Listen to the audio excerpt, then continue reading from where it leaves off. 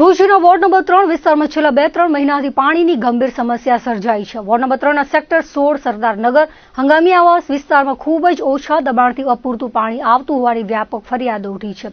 સ્થાનિક રહેવાસી અમીનાબેન સુમરાએ જણાવ્યું હતું કે નગરપાલિકા સમક્ષ વારંવાર રજૂઆત કરવા છતાં પરિસ્થિતિમાં કોઈ સુધાર થયો નથી। શુક્રવારે વોર્ડ નંબર 3ના રહેવાસીઓ આ વિસ્તારના નગરસેવકો ફકીર મહમદ કુંભાર સાથે ભુજ નગરપાલિકા રજૂઆત કરવા માટે પહોંચ્યા હતા। નગરપાલિકાના ચીફ ઓફિસર પ્રમુખ અને પાણી સમિતિના અધિકારીઓને પરિસ્થિતિથી વાકેફ કર્યા હતા।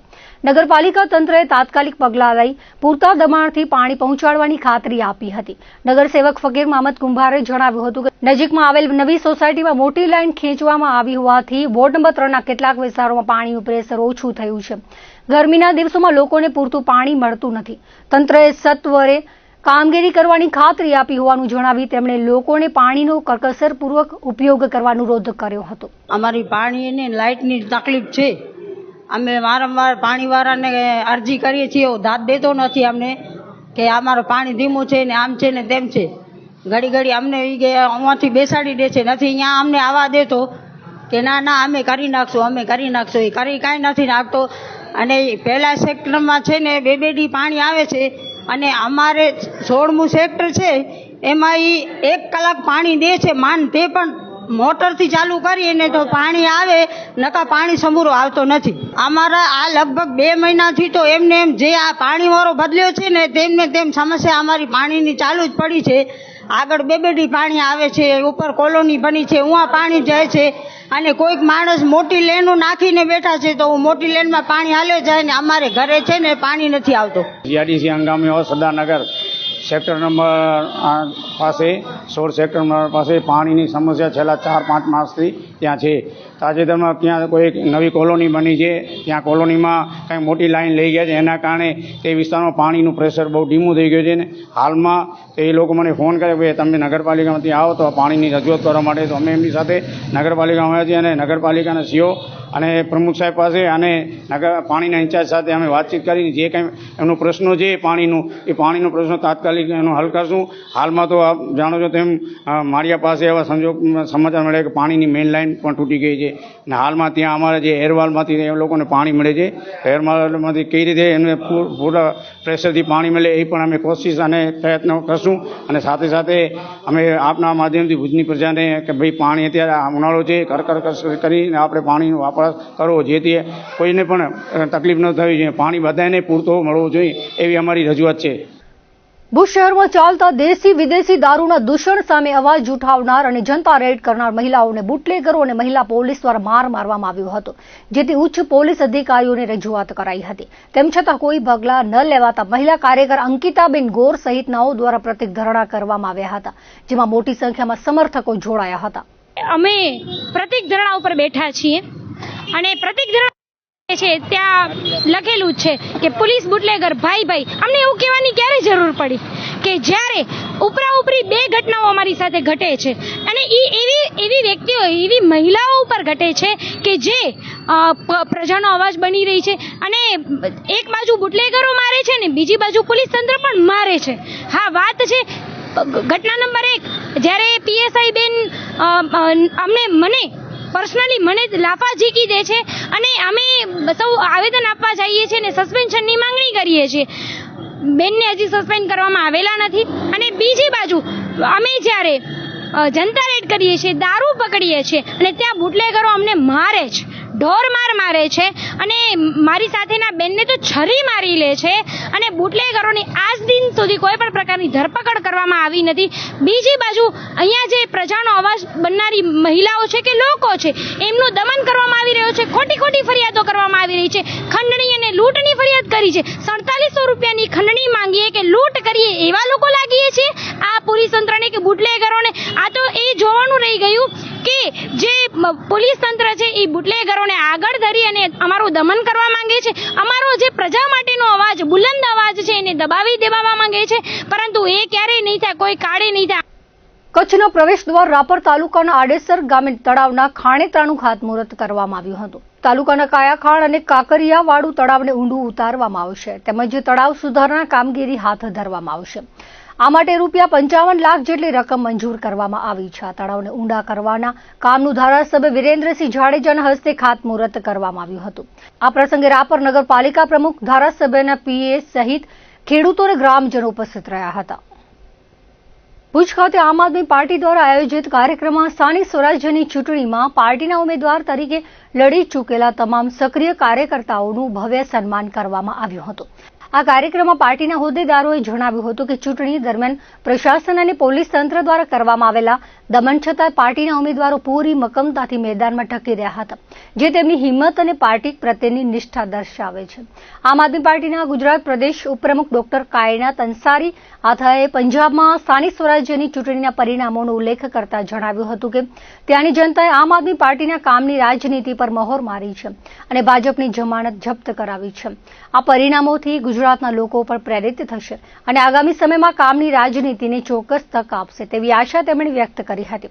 વધુમાં પક્ષના નેતા સંજય બાપરને જામીન મળવા અંગે આનંદ વ્યક્ત કરતા તેમણે ન્યાયતંત્ર પર પૂર્ણ વિશ્વાસ વ્યક્ત કર્યો અને ભાજપ પર આક્ષેપ કરતા કહ્યું હતું કે ભાજપ આમ આદમી પાર્ટીના નેતાઓની લોકપ્રિયતાથી ડરીને ખોટા કેસો કરી તેમને જેલ ભેગા કરી રહી છે, પરંતુ સત્યની હંમેશા જીત થશે. પશ્ચિમ કચ્છ જિલ્લા પ્રમુખ જુજારદાન ગઢવીએ ઉમેર્યું હતું કે તાનાશાહી સામે ચૂંટણી લડનાર તમામ યોદ્ધાઓનું સન્માન કરવું એ પક્ષની નૈતિક જવાબદારી છે. તેમણે સાથે એમ પણ જાહેર કર્યું હતું કે આ સન્માન કાર્યક્રમ બાદ નવા 40 થી 50 જેટલા કાર્યકરો આમ આદમી પાર્ટીમાં જોડાઈ રહ્યા છે, જે પક્ષના વધતા જનસમર્થનનો પુરાવો છે. આ વેળાએ કચ્છ લોકસભાના પ્રભારી, કચ્છ જિલ્લાના પ્રભારી, કચ્છ જિલ્લાના ઉપપ્રમુખ, ભુજ શહેર પ્રમુખ, ભુજ તાલુકા પ્રમુખ સહિતના ઉપસ્થિત રહ્યા હતા. જે સ્થાનિક સ્વરાજ્યની ચૂંટણી થઈ અને એમાં જે અમારા યોદ્ધાઓ ચૂંટણી લડ્યા, આજે તાનાશાહીની વિરુદ્ધ અમે જે ચૂંટણી લડ્યા એમનો માન સન્માન રાખવા માટે તેમજ અમારા પ્રદેશથી જે નવનિયુક્ત હોદ્દેદારો છે એમના સન્માન માટે કરી અને અમે આજે ભુજ ખાતે કાર્યક્રમ રાખવામાં આવ્યો છે. નવા જોડાણનું નહોતું, આજે અમારા જે લોકો અહીંયા ચૂંટણી લડ્યા હતા એમનું સન્માન કરવા માટે અને હવે જે છે એના પછીમાં 40 થી 50 લોકો આમ આદમી પાર્ટીમાં જોડાશે. હમણાં 2027નું જે મિશન છે એના માટે પાર્ટી અત્યારથી તૈયારી કરી રહી છે. ગત તાલુકા પંચાયત, જિલ્લા પંચાયતમાં જે ભાજપની તાનાશાહી, ગુંડાગીરી, દાદાગીરી અને જે તંત્રનો ઉપયોગ કરી જે ચૂંટણી લડ્યું છે એની સામે જે અમારા ઉમેદવારો જે તાકાતથી લડ્યા છે એનો સન્માન સમારંભનો પણ પ્રોગ્રામ રાખ્યો છે. મિત્રો, આ ભાજપ જે રીતે શાસન કરી રહી છે એ એક તંત્રને હાથો બનાવી અને જે ચૂંટણી લડતું હતું, આ લોકો જે ભય, ભૂખ અને ભ્રષ્ટાચારની જે બે મોઢાની વાતો કરતા હતા, ભય પણ એમને ફેલાવ્યો છે, ભ્રષ્ટાચાર પણ એમને કર્યો છે અને બેરોજગારી, જે આ કોકરોચ પાર્ટી જે અત્યારે બની રહી છે એ ભાજપનું જ એક દૂષણ થઈ ગયું છે.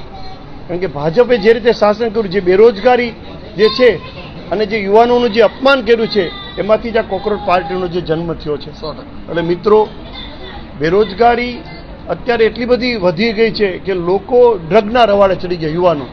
એટલે મિત્રો, 2027 માટે અમે અત્યારથી તૈયારી કરી રહ્યા છીએ. પંજાબની અંદર ત્યાં તમે જુઓ કે ત્યાં બેલેટ પેપરથી ચૂંટણી થઈ છે. આજે તમામ પક્ષો લડતા હતા. ભાજપની ખૂબ જ ખરાબ, ભૂંડી હાર થઈ છે. આમ આદમી પાર્ટી 1200માંથી 840 જેવી સીટ જીત્યું છે, જે બતાવે છે કે લોકોએ આમ આદમી પાર્ટીને વિકલ્પ તરીકે, ભાજપને હરાવવાના વિકલ્પ તરીકે સ્વીકાર્યો છે. મિત્રો, અમે એને ગામડે ગામડે લઈ જવાના છીએ. આજે લોકો ભાજપના આ શાસનથી થાક્યા છે, પરિવર્તન ઈચ્છે છે, પણ સરકાર ઉપર બેઠી છે એટલે ધાક, ધમકી અને દાબથી જે મતદારોને દબાવી રહી છે. પણ 2027માં લોકો, તમામ સમાજો, યુવાનો બહાર નીકળવાના છે અને આ ભાજપને ખરાબ રીતે હરાવી ગુજરાતની અંદર આમ આદમી પાર્ટીનું સુશાસન આવશે એવી અમને. આમ આદમી પાર્ટીના આગેવાનો મોંઘવારી, ભ્રષ્ટાચાર, ખેડૂતોને થતા અન્યાય સામે સતત તાકાતથી લડી રહી છે, એમાં કોઈ शंका स्थान नहीं. स्थानिक स्वराज की चूंटनी हुई और उसमें जो हमारे जो कैंडिडेट्स थे वो हिम्मत से लड़े प्रशासन के सामने, पुलिस के सामने, हर तरह का दमन उन पर हो रहा था, फिर भी वो इतनी मजबूती से खड़े रहे, तो उनका सम्मान बनता है और पार्टी उनका आज सम्मान कर रही है। दूसरी बात, आपके साथ एक अच्छी खबर एक शेयर करना चाहती हूँ कि पंजाब में जो स्थानिक स्वराज की चुनाव हुई उसमें जिस तरह से आम आदमी पार्टी को जन समर्थन मिला है और लोगों ने काम की राजनीति को पसंद किया है, उस जहां पर भाजपा की जमानत तक जब्त हो गई है, ऐसा जो परिणाम आया है, मुझे लगता है कि उससे गुजरात के लोग भी अब प्रेरित होंगे और आम आदमी पार्टी को और काम की राजनीति को एक मौका देंगे। एक दूसरी खुशखबरी आप लोगों के साथ शेयर करना चाहती हूँ कि हमारे एक नेता संजय बाबर जी, वो उनके ऊपर खोटा जैसा होता रहता है, गलत केस करके उनको जेल में डाल दिया गया था। आज उनको बेल मिल गई है और हमें न्याय प्रणाली पर पूर्ण विश्वास है कि बहुत जल्द ये बात सामने आ जाएगी कि जो केस उनके ऊपर किया गया था वो गलत था और हम इसका भी एक बार फिर से आप लोगों के साथ न्यूज़ शेयर करेंगे कि किस तरह से भाजपा हमारे नेताओं को इतना डरती है कि हमारे नेताओं को बार बार अंदर कर देती है। तो जैसे ही उनका चुकादा आएगा कोर्ट का, वो भी हम आप लोगों के साथ जरूर शेयर करेंगे। Thank you so much. Junagadh જિલ્લાના કેશોદ ડિવિઝનમાં પોલીસ અધિક્ષક તરીકે ફરજ બજાવતા મૂળ ભચાઉના વતની બીસી ઠક્કર વયમર્યાદાના લીધે નિવૃત્ત થતા તેમને Junagadh range IG Junagadh police અધિક્ષક કેશોદ પોલીસ અધિક્ષક કચેરી કેશોદ પોલીસ સ્ટેશન તથા કેશોદની વિવિધ સંસ્થાઓ દ્વારા સન્માન કરવામાં આવ્યું હતું। સેવા અને સાદગીના પ્રતિગસમાં રાષ્ટ્રપતિ એવોર્ડ વિજેતા કર્તવ્યનિષ્ઠ એસપી બીસી ઠક્કર વયમર્યાદાને કારણે નિવૃત્ત કર્મનિષ્ઠ અધિકારી તરીકે સમગ્ર પંથકમાં નામના મેળવનાર કેશોદના એસપી બિપિનચંદ્ર ઠક્કર વયમર્યાદાને કારણે નિવૃત્ત થઈ રહ્યા છે।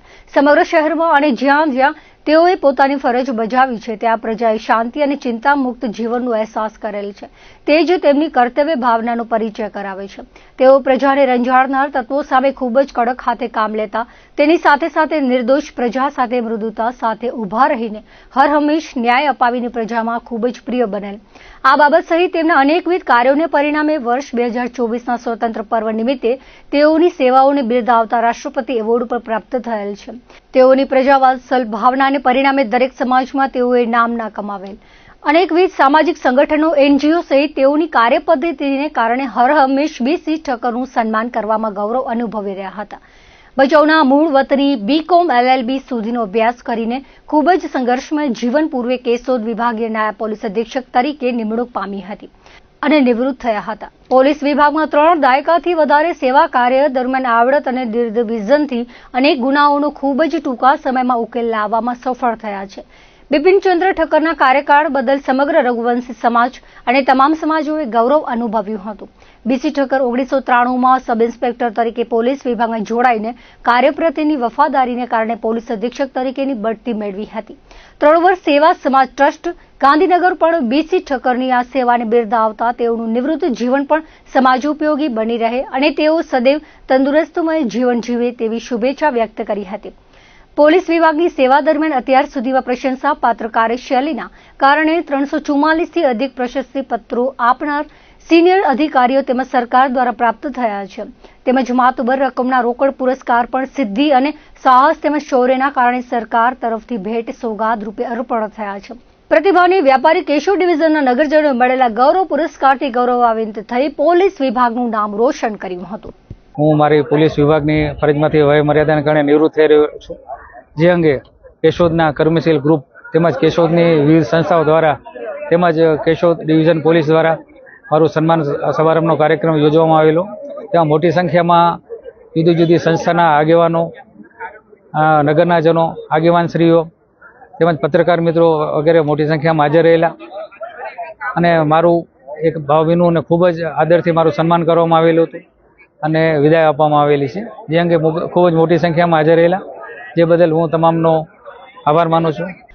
રાપરના એકતાનગર નીલકંઠ મહાદેવ મંદિર ખાતે પવિત્ર અધિક માસની ઉજવણી કરવામાં આવી હતી। હાલ ચાલી રહેલ પવિત્ર અને પાવન અધિક માસ નિમિત્તે રાપર શહેરના એકતાનગર ખાતે આવેલ નીલકંઠ મહાદેવના મંદિર ખાતે શિવભક્તો દર્શને ઉમટ્યા હતા। મંદિરના પૂજારી જગદીશગીરી ગોસ્વામીની ઉપસ્થિતિમાં અધિક માસ દરમિયાન દરરોજ જુદા જુદા ધાર્મિક કાર્યક્રમોનું આયોજન કરવામાં આવે છે, જેમાં એકતાનગર મહિલા મંડળના સભ્યો ઉપસ્થિત રહ્યા હતા। દરરોજ વહેલી સવારે ધાર્મિક કાર્યક્રમો, ભજન, સત્સંગ, પ્રસાદ, આરતી વગેરેનું આયોજન કરવામાં આવે છે। સાંજે પણ ધાર્મિક કાર્યક્રમોમાં બહોળી સંખ્યામાં ભક્તો લાભ લે છે। નખત્રાણાના અંગિયા ફાટક નજીક પાચાણી ફાર્મની સામે આવેલ જયગીરી નારી આશ્રમ ખાતે મહંત દેવગીરી બાપુના સાનિધ્યમાં 14 નિમિત્તે ખેતરપાળ દાદાનો પાટોત્સવ ધામધૂમથી ઉજવવામાં આવ્યો હતો. મહંત દેવગીરી બાપુએ કહ્યું હતું કે ભજન આત્માનો ખોરાક છે. આપણા મહાન મહાપુરુષોએ ભજન વાણી આપી હતી, તેને જાળવી રાખવા અને ઠાકર થાળીની પરંપરાને જાળવવા શીખ આપી હતી. ઉપરાંત આશ્રમના વિકાસ માટે દાતાઓનો આભાર માન્યો હતો. સાંજે આરતી પૂજન મહાપ્રસાદ બાદ રાત્રે સંતવાણી યોજાઈ હતી. કાર્યક્રમ અંગિયાના સરપંચ સહિત બહોળી સંખ્યામાં ગ્રામજનો ઉપસ્થિત રહ્યા હતા. ગાયત્રી શક્તિપીઠ નખત્રાણાનો 12મો પાટોત્સવ ભક્તિભાવથી ઉજવાયો હતો. શાંતિકુંજ હરિદ્વાર સંચાલિત આ શક્તિપીઠમાં પંચકુંડી ગાયત્રી હવન રાખવામાં આવ્યો હતો. દાતાઓના સહયોગથી ગાયોને લીલોચારો નાખવામાં આવ્યો હતો. લીલાધર ઠક્કર અને નવલબેન જોશી દ્વારા ધાર્મિક વિધિ કરાઈ હતી. રાજેશ ઠક્કર અને અલ્પાબેન કોઠારી સહયોગી રહ્યા હતા. વ્યસન મુક્તિ ઉપર ભાર અપાયો હતો. સંસ્થાની સામાજિક પ્રવૃત્તિઓની માહિતી અપાઈ હતી. આ સમયે નખત્રાણા નગરપાલિકાના હોદ્દેદારો, આ વિસ્તારના નગરસેવકો, તાલુકા પંચાયતના સદસ્યોનું સન્માન કરવામાં આવ્યું હતું. ચૂંટાલાએ આ વિસ્તારના વિકાસની ખાતરી આપી હતી. સન્માન બદલ આભાર વ્યક્ત કર્યો હતો. ઉમિયાનગર સ્થિત ગાયત્રી શક્તિપીઠનો 12મો પાટોત્સવ હતો. એ પ્રસંગે પંચકુંડી હવનનું આયોજન કરવામાં આવ્યું હતું. ગાયોને લીલો ચારો આપવામાં આવ્યો અને નગરપાલિકાના ચૂંટાયેલા પદાધિકારી અને નગરસેવકોનું ગાયત્રી શક્તિપીઠ પરિવાર દ્વારા અહીં સન્માન કરવામાં આવ્યું. આ 12મો પાટોત્સવ છે. આ વિસ્તાર માટે અમે એમ કહીએ તો માતાજીની કૃપા આ સમગ્ર વિસ્તાર ઉપર છે. અહીં છેલ્લા 11 વર્ષથી અમે નવરાત્રી કરીએ છીએ, એ પણ માતાજીની કૃપાથી ખૂબ જ આ માતાજીના પટાંગણમાં થાય છે અને ખૂબ જ મર્યાદાવાળી ગરબી છે. હું એમ માનું છું કે એ નવરાત્રીની અંદર અને સમગ્ર વિસ્તારની અંદર આ મા ગાયત્રીની કૃપા અસીમ રહી છે અને કાયમ રહે એવી માતાજીને પ્રાર્થના. શાંતિકુંજ હરિદ્વાર સંચાલિત ગાયત્રી શક્તિપીઠ ઉમિયાનગર નખત્રાણા મધ્યે આજે 12મો પાટોત્સવ હતો. એ પ્રસંગે પંચકુંડી ગાયત્રી યજ્ઞનું આયોજન કરવામાં હતું. મંદિરના પૂજારી નવલબેન જોશી અને લીલાધરભાઈ ઠક્કરે આરતી પૂજન અને હવન વિધિ કરાવી હતી. સંસ્થા ફક્ત હવન કે પૂજા વિધિ ન કરતા વિવિધ સામાજિક પ્રવૃત્તિઓ પણ કરે છે. આયુર્વેદિક કેમ્પ હોય, દંતનો કેમ્પ હોય, આંખનો કેમ્પ હોય, લીલા ગાયોને લીલો ચારો હોય, પક્ષીઓને ચણ હોય જેવી અનેકવિધ પ્રવૃત્તિઓની સાથે વ્યસન મુક્તિને પણ બહુ વધુ મહત્વ આપે છે. એને અનુસંધાને સરકારશ્રી તરફથી ₹10 લાખના અનુદાનથી મંદિરની બહાર પ્રાંગણમાં એક ડોમનું ગ્રાન્ટ ફાળવવામાં આવી છે અને ટૂંક સમયમાં એનું કામ પણ શરૂ થશે. તાજેતરમાં 3 વર્ષ પછી નગરપાલિકાની ચૂંટણી થઈ અને એનામાં નગરપાલિકાના જે ચૂંટાયેલા હોદ્દેદારો છે અને નગરસેવકો છે બધાને અહીં બોલાવી એનું સન્માન કરવામાં આવ્યું અને વધુમાં વધુ ગામનો વિકાસ કરશે એવો કોલ લેવામાં આવ્યો. દર્શક મિત્રો, આવતા ત્યાર સુધી કચ્છ સુધી ટીવી સમાચાર ફરી મળીશું નવા સમાચારો સાથે, નવી અપડેટ સાથે. ત્યાં સુધી મને રજા આપશો. નમસ્કાર.